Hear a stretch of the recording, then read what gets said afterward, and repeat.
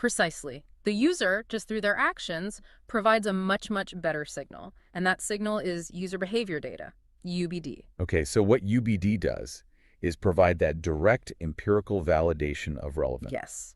It tells the ranking system, with hard data, which documents users actually found useful and satisfying when they were searching for a specific query. It bridges that gap between what the content says it is and what the user found it to be. It sounds a bit like big data psychology. So Mhm. what's the core measurement?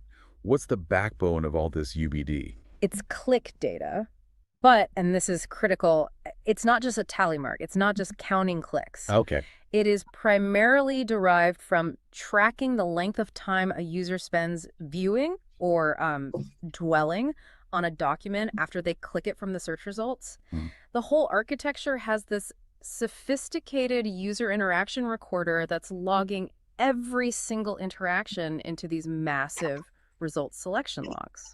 Okay, so this brings us to two terms that every marketer really needs to treat like gold. The long click and the short click. Mhm. We should define these very clearly and explain why that time duration is the ultimate judge. Absolutely. So short click is when a user clicks a result, they spend a really brief period, maybe just a few seconds on the page, and then they hit the back button to go right back to the search results. It's the user basically saying, nope, not what I wanted at all. Exactly. The algorithm interprets that as a very strong indication that the document failed to satisfy the query. The document was just not relevant. And the opposite. The opposite is a long click. This is a longer, more sustained time spent dwelling on that document before the user does anything else. Maybe they just close the window entirely because they found their answer. So the algorithm sees that sustained engagement as a powerful positive sign. A very powerful sign.